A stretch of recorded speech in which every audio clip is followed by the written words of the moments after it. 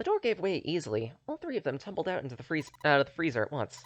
Hooray! We're out! June, relieved, collapsed onto the floor. Move! Santa shoved past, ran straight to the grill, which he immediately grabbed. God damn it! Fuck! He kicked the grill in a futile but amusing fit of rage. Where the hell was Lotus, though? It only took Junpei a moment to find her, sitting on the counter, scratching her chest. Welcome back. I was starting to get tired of waiting for you. With a great yawn, Lotus lowered herself to off the counter. Junpei clenched his teeth, walked toward her. What were you doing? What do you mean, what was I doing? I was waiting. We were gonna die! Oh yeah? You didn't. Everything worked out, didn't it? What the hell? Just kidding. It might not look like it, but I was worried. Oh, don't give me that crap! I'm telling the truth. If you died, I'd be in trouble too. I'd be stuck here. I'd die too. See? I did all I could. I even looked around to see if there was anything I could use to pry open the door. But I couldn't find anything. All I could do was wait. What else did you want me to do? Call the cops?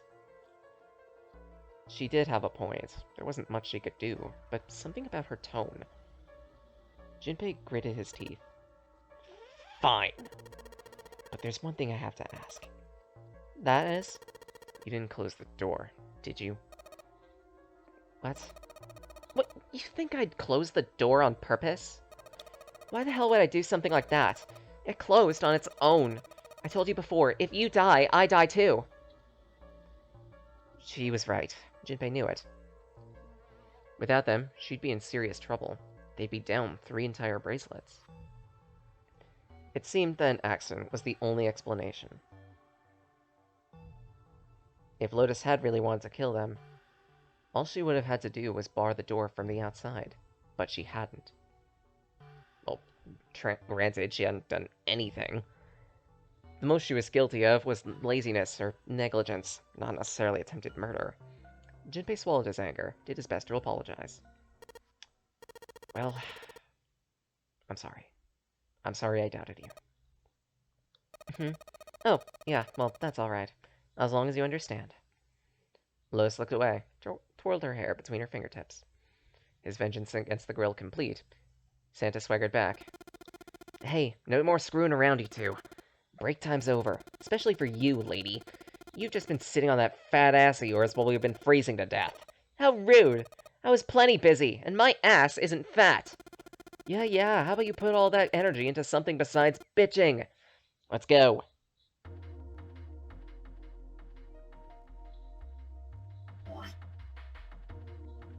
And with all of that, we only have one real sacrifice. Rest in peace, chicken leg. I bet you were going to be tasty. Sniff.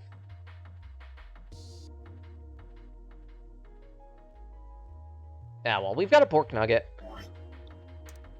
Anyone got, like, some salt, some pepper, maybe some adobo? It looks like there's a piece of paper inside this thing. If you try to pull it out, it might tear. Maybe if you melt it, you could put it on put it on something warm. Didn't someone burn themselves on something earlier? Alright. This time on Cooking with Blake, we're grilling up a nice sizable chunk of pork. Hope you're hungry. Well, I think we do need some potatoes for this. Yeah, definitely some potatoes. What are you doing? What are you gonna do if the paper burns? Come on, he'll be fine. It's not like it's gonna burn right away. We just gotta keep an eye on it. The paper will be fine. They can argue all they want. I'm hungry. There we go. Let's try taking that paper out. Be careful. Sweet of her to take care, but I know what I'm... Ah! Hot. See? I told you. What the hell are you doing? Hurry up and take the paper out. It's not coming out. This thing's frozen stiff. So what? Do we have to cut it? Maybe. But where have we seen a knife?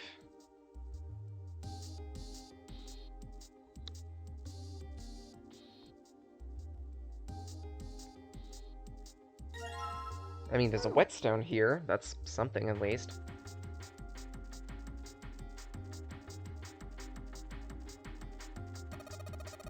It's only a partition. Nothing else worth noting.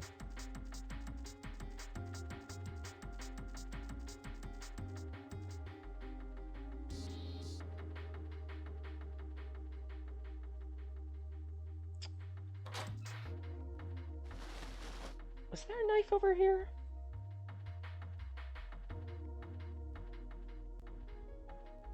There was! I thought so! A kniffy! I don't think we'll be able to use this once like this. The knife seemed important, Junpei thought, but it wasn't going to be much use the way it was. It's futile. Futile? You know, a waste. Useless. Pointless. Any reason why you wanted to bring that up? No, not really. I was just thinking about futility. This wasn't making much sense. Junpei tried rephrasing his question. And why were you thinking about futility? Well, it has something to do with the Titanic. The Titanic? Yeah. Have you ever heard the story that the sinking of the Titanic was predicted? I haven't. Why? In 1892, 14 years before the Titanic sank, a novel was published. It was called Futility. It was written by an American novelist named Morgan Robertson. The story was about a big cruise ship colliding with an iceberg and sinking. Of course, if that was the only similarity, there wouldn't be any reason to mention it. But it wasn't. The name of the ship, its nationality, departure time, size, displacement, maximum speed, number of passengers and crew, the number of lifeboats even.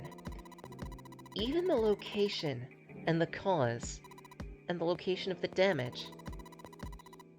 One-to-one mirrored the Titanic, almost like he'd seen the whole thing happen. But this book was written 14 years before it sank.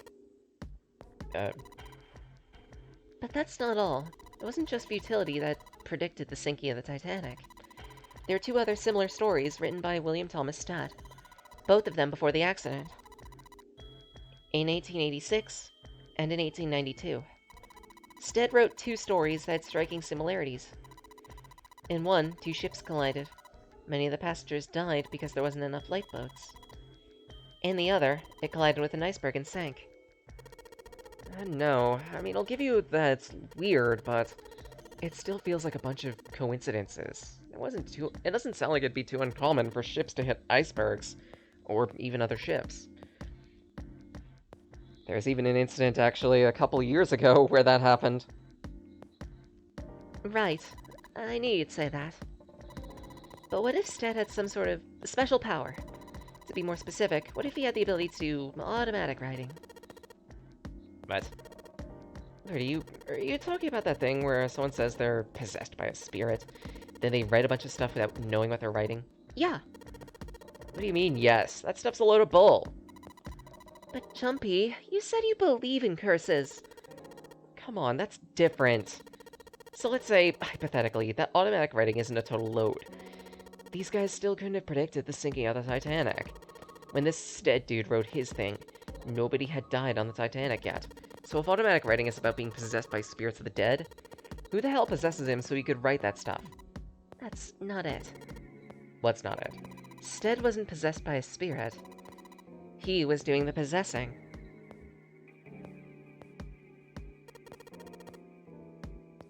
What are you even smoking? William Thomas Stead was a passenger on the Titanic, and wrote down what he'd seen with his own eyes, 20 years before it happened. He decided it was best to say nothing. What June was saying was insane, absurd, and if he tried to take what she was saying seriously, he'd go mad. Junpei smiled uncomfortably. Well, why don't we talk about this some other time? But... Her voice trailed off. She glanced at the floor, troubled. Junpei tapped June gently on her shoulder. awkwardly reach around her to pick up the knife.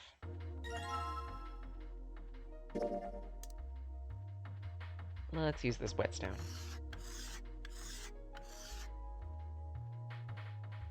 There we go. We should be able to cut something with this.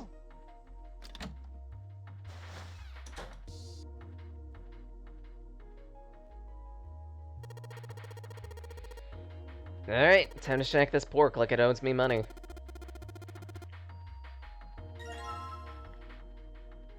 C10F. You think it's some kind of code? Ah, damn it, there's just some screwing around.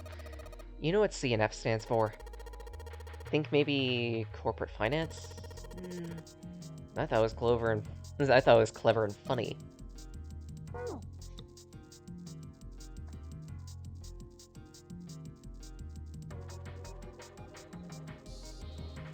Now, if I remember correctly, C plus 10 plus F.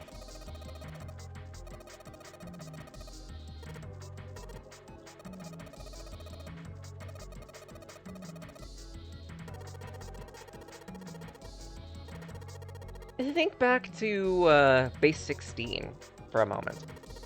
A being 10, B being 11, C being 12.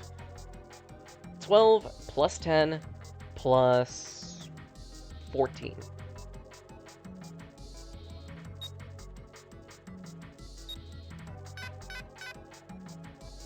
No?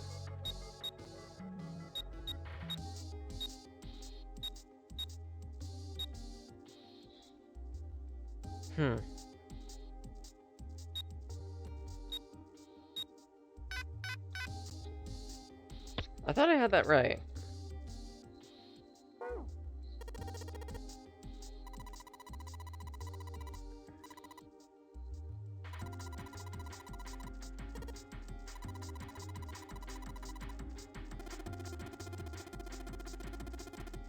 Oh yeah, the badger we found next to the plates had some letters.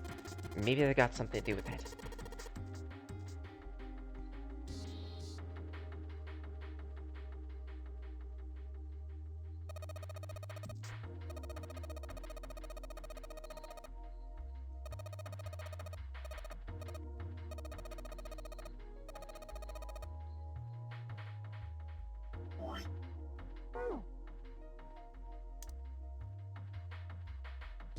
There's a voucher at the end of the counter.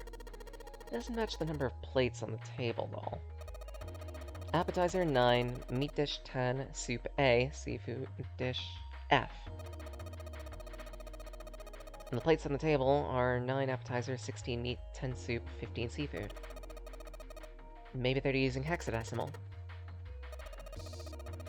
It's a number system that goes 8, 9, A, B, C, D, E, F, 10, 11. You're familiar with base 10, right? That's a normal system of numbers. The base 10 equivalents for hexadecimal numbers would go like this. A is 10, B is 11, C is 12, and so on. 10 is 16. I know it sounds strange, but you could think of it as just 6 letters added onto the normal number system after 9. Okay, I think I get it. So in actuality, the 10 that we saw was 16. So C10E. Sorry, C10F.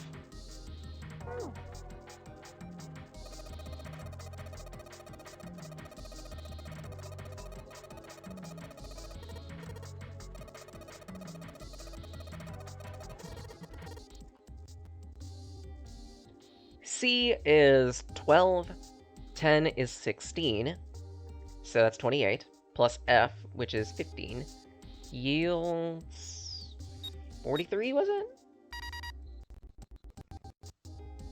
There we go.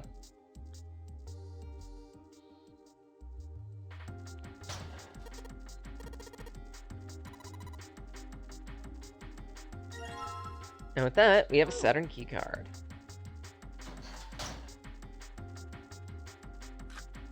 That keycard will get us out of the room.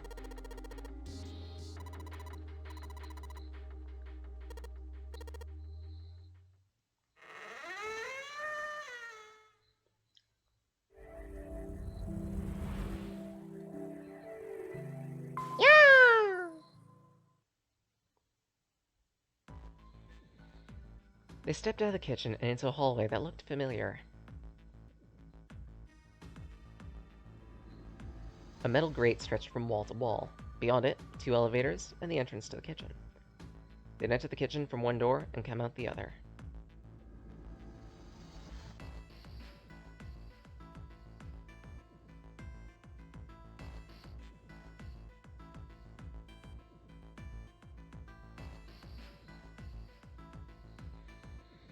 That meant their map of the ship's interior was accurate. They laid the map out in front of them, began to discuss their next step. There were 4 possible routes: A, B, C, and D. A and B seemed to connect to an L-shaped room. The 2 doors that led to the room, though,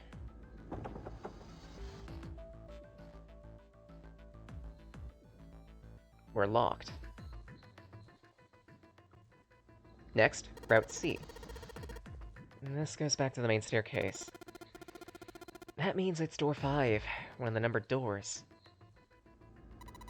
Then maybe we meet up with the other 4 after this hallway?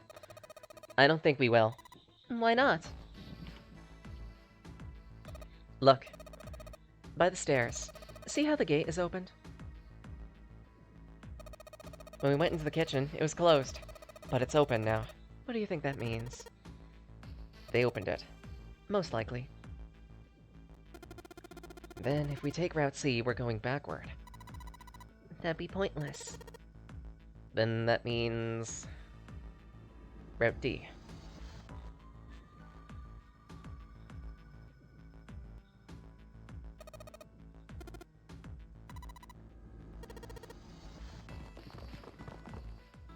They jogged down the stairs until they reached the C deck. Just to be sure, they kept going to check the deck beneath.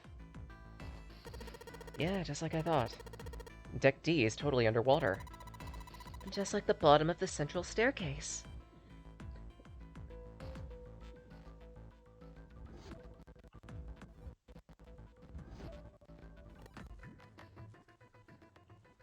For the most part, this is the same. Hey look, it's Lotus's symbol. Huh?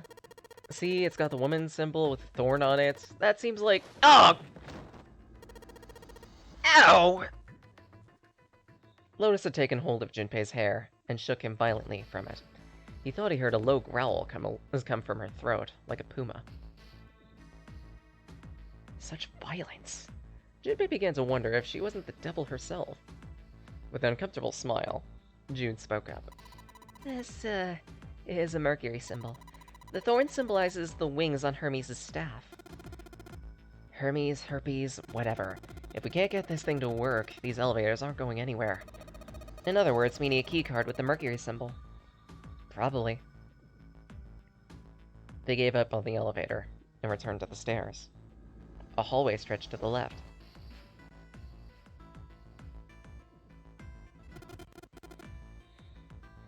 Damn it. If we try and search all these, the sun's gonna go down before we've done half of them. I think the sun is already set. I have a feeling this ship is the only thing that's going to be going down anytime soon. That's even worse. Well, we can come back to this hallway later. Let's check the hallway on the other side, shall we? Frustration and fear building, they walked back to the stairs. To their right, a hallway. Approximately the same size as the alcove in front of the stairs. The hallway led toward the stern, and at its end was a set of double doors. Let's open it. Junpei nodded, grabbed the one closest. A small tug, and it moved. Thrilled to have found an unlocked door, he threw it open.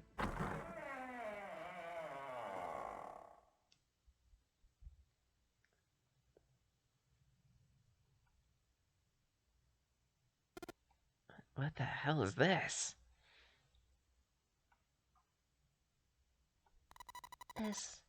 Is this a hospital?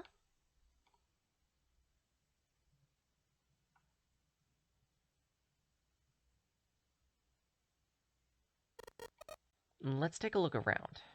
Yeah, that sounds like a good plan.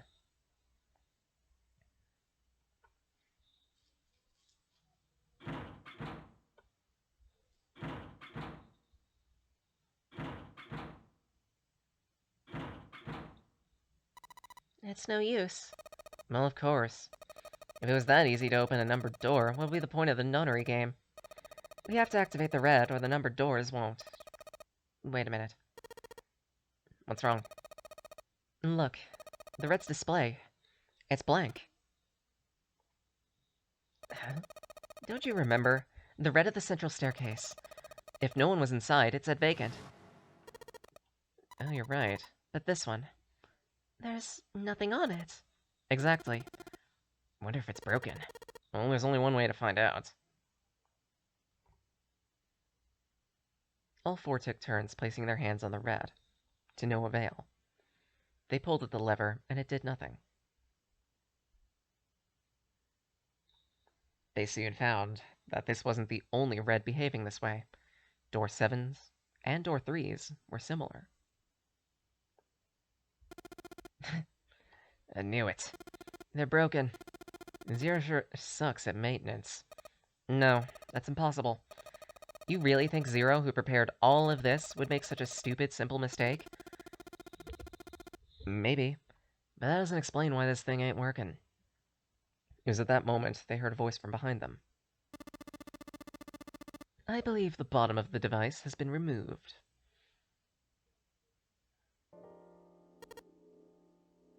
Snake? But it was more than just Snake. Ace, Clover, and Seven quickly filed into the room.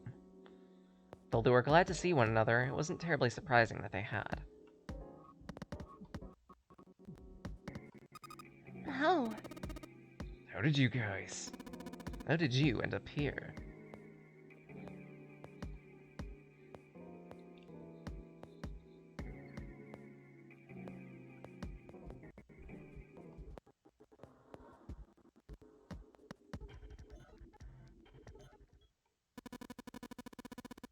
There you have it, our half of the story. His part finished. His retelling of his side's events. Ace fell silent. Junpei was silent in thought. Then he spoke. Let me see if I got this straight. When you guys got here, the bases for the Reds were already gone. And you looked all over the room, but couldn't find anything. So you figured there might be something in the hallway with all the doors. So you went and had a look. Yeah. While you were looking around, you heard voices. Uh-huh. So you followed them and came back here. Indeed. And that was how we found you. Junpei examined the Reds again, just in case. There was, indeed, a long thin gap at the bottom. A slot for something. Maybe electronic. No, this isn't good. If the red's inactive, we can't keep going. What about that hallway over there? Isn't there anywhere else we can go? No, there isn't. There are plenty more hospital rooms, but nothing else. Hospital rooms? That's what's behind all these doors? Yes. There are a number of individual rooms in addition to this large one. There was a door at the end of the hallway, but it was locked. There was an astrological symbol engraved near the keyhole, however. I was able to get a good, feel of it. I believe it was the symbol for Jupiter. Not again. Those goddamn things are everywhere! I wonder what they all mean. For a moment, everyone was silent, deep in thought. Well, while we're asking what these things mean, what's the deal with this room? I thought this was a cruise ship. I can't imagine a cruise ship would have had a hospital like this. Of all people, it was Seven who answered. They figured it was probably a hospital ship. Chances are, the gigantic. What's this gigantic? Seven knit his brows and explained. Well,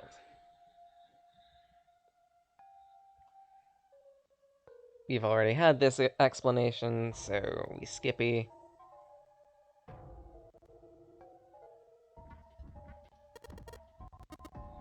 So you're saying Lord Gordain bought this ship? Yeah, at least I think I am. That's impossible. No way we're in some boat that's almost 100 years old. Pipe down. Pay attention. Right, that's it. Have you got any proof? Proof? Proof that this ship is really the gigantic. Well, the ship's got stuff like the Titanic, and it's a hospital ship. I figured, Oh, for goodness. So it's just circumstantial evidence. No, I've got more. Like, Well, I mean... I know. guess your memory isn't back, is it? Sorry.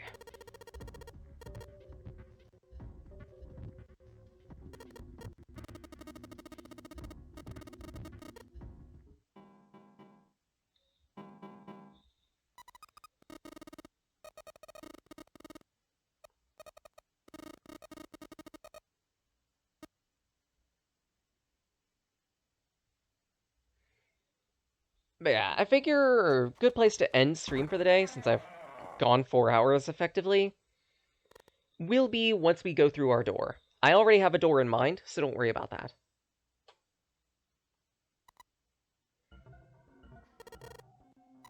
Because given the information that we have, it's important that we go through that door now.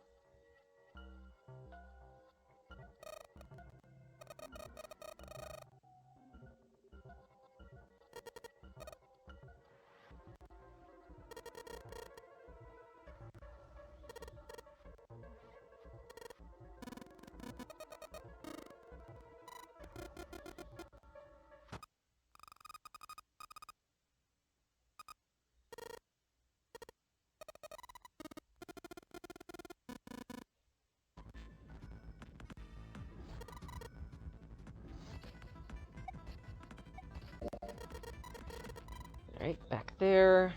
Call off the search. After talking to Santa.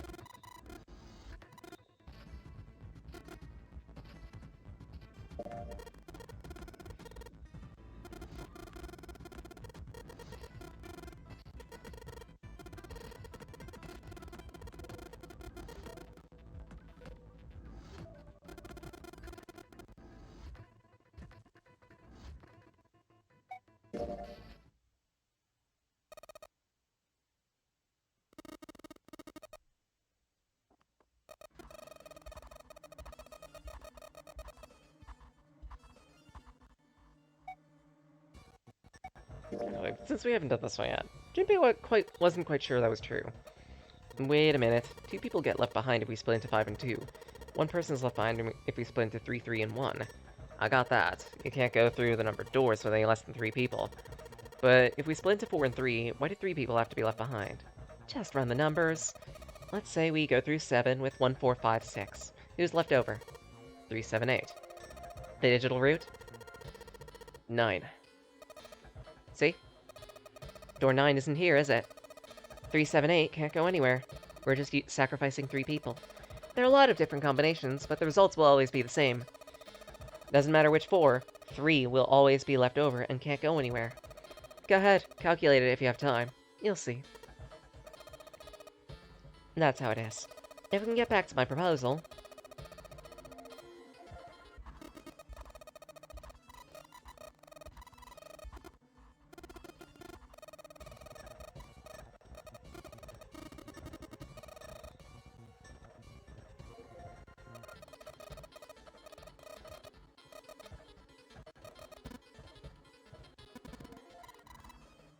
Ace stays behind.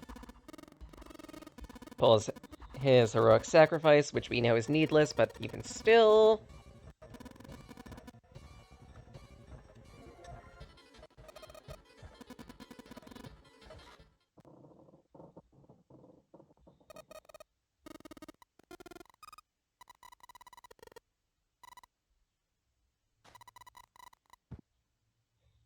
Boop. There's the soap. He dropped the soap.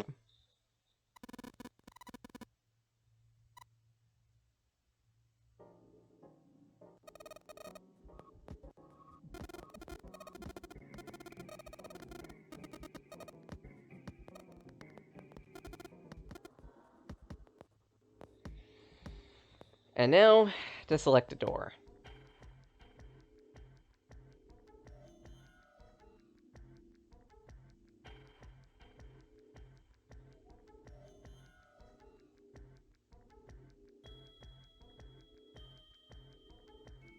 Ah, I guess we had a bot. I didn't even notice. Man, This is why I love my automod system. Does all the curtailing of bots for me.